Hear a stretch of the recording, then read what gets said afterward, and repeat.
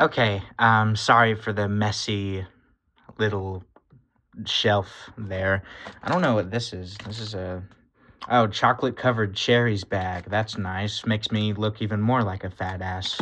Okay, I'm gonna be reviewing my PlayStation 1 collection. And first of all, I would like to show off Rayman 2. Only have the disc for it. It is the worst version of Rayman 2, probably. Maybe besides the DS version, because it's like really, really bad looking, especially when you play it on an emulator. But pretty much like 50% of the game is missing here and is kind of sad. But there is voice acting, which is kind of interesting. So for this version of the game, probably like 5 out of 10. But for the other versions of the game, I'd probably say 7 out of 10. But I really don't like Rayman 3 that much, unfortunately, which is why I sold it. So, okay, next up, little Chicago snow globe I got when I went to Chicago. I like going to cities, but it always makes me sad seeing the homeless people, so that's one downside to it. But if I ever get like really rich as an adult, I'm definitely gonna like carry around $50 bills and just hand them out to homeless people. Anyways, that was random, but Oddworld, Abe's Exodus didn't take the sticker off of this one yet.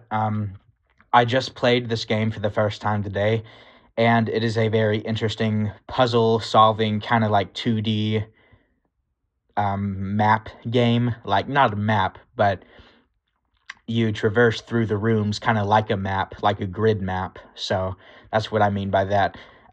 It's a lot of fun. The controls aren't necessarily like fun to control, but I think that's what makes it challenging, maybe, which normally would be bad game design, but to be honest, it kind of fits a game like this, and I really like that it says happy, depressed, spiteful, manic, or suicidal.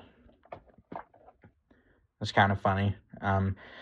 But a really interesting world, as it says, Odd World. Really interesting game, and I guess it's pretty long since it's 2 discs. So, based off of what I've played, I'll already like give this game 8 out of 10. I really like what I played of it. Okay, Crash Bandicoot 2. As of right now, it is my favorite game of all time, replacing Crash 1. So 10 out of 10 automatically. Amazing physics, amazing level design. Not super interesting level themes, but amazing level design. And it's just really, really fun to play. Really grew on me. So automatic 10 out of 10. I'm going to be honest, I cannot rate Spyro the Dragon yet since I have not played nearly enough of it. I pretty much only played the tutorial and then I grew out of interest. So I can't really rate this yet, unfortunately. But it didn't really appeal to me all too much, but that may just because I'm really into like linear platformers and Spyro is more open world, but I'll see if it grows on to me eventually. All right, the original Crash Bandicoot, I'd still probably give this game 10 out of 10, even though it's not my favorite Crash game anymore.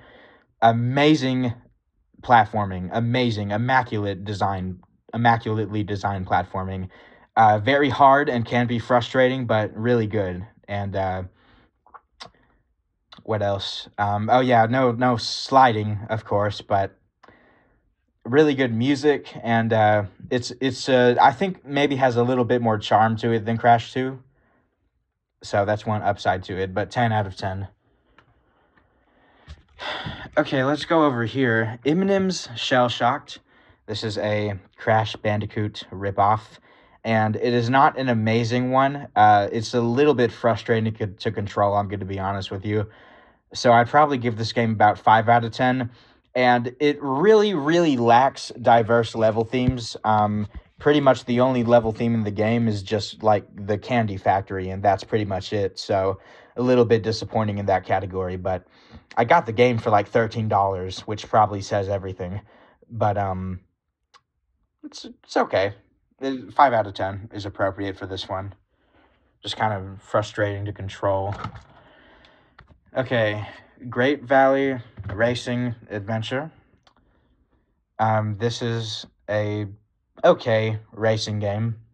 Just okay. There's not really much to say about it, but I do not necessarily love racing games in general, but I do particularly like this one a little bit more than Crash Team Racing because it is on foot, and I don't really find driving cars in games very appealing to me. I'd much rather do platforming. So it's kind of like a platforming racing game, and it's a little bit of a unique thing I haven't seen too much of. But kind of a bare bones game, doesn't have a lot of levels. I'd probably give it like 6 or 7 out of 10. And then Crash Team Racing. Unfortunately, I am not much of a racing person, so I have not played this game too much.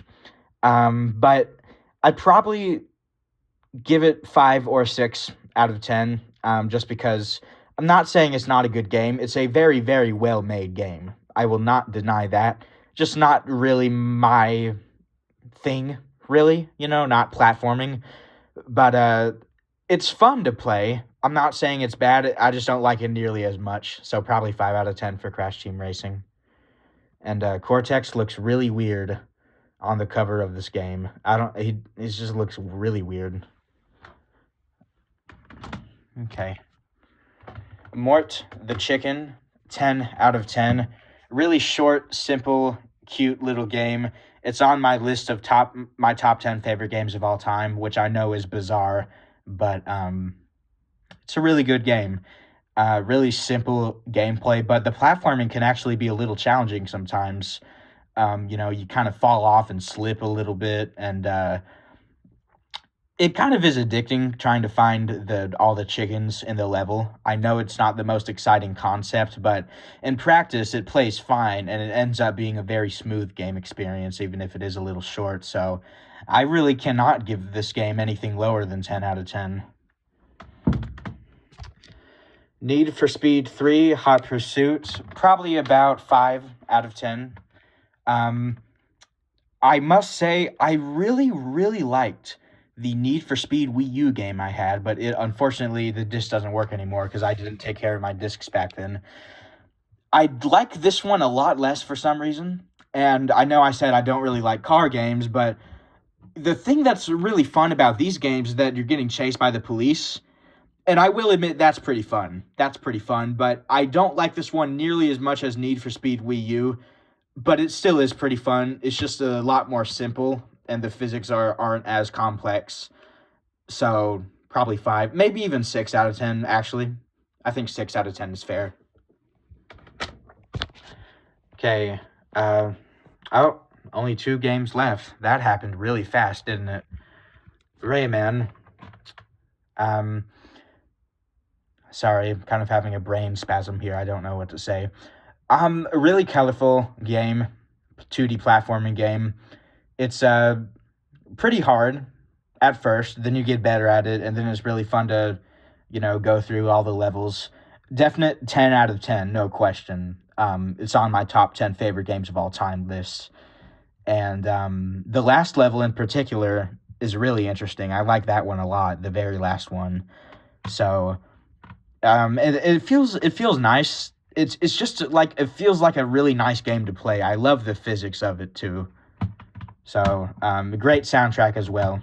So this is a really good one if you like 2D old school platformers. Definitely should check this one out.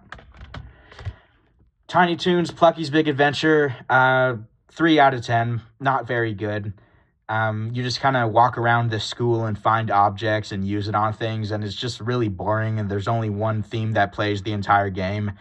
And I probably should have already sold this, to be honest. I don't know why I haven't, but I do like the cover art, so at least that's one positive thing about it.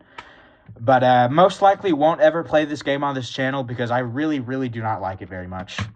But Game Master 468 did do a really funny review of this game. I recommend you check that out.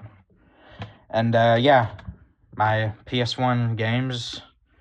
And this is Three's Company, which is a very, very cheesy show. When I say cheesy, I mean probably even cheesier than Full House. It's really cheesy, but it's kind of funny sometimes. The concept is pretty funny, a little bit, but this is probably the worst season, so yeah, I should probably end it now.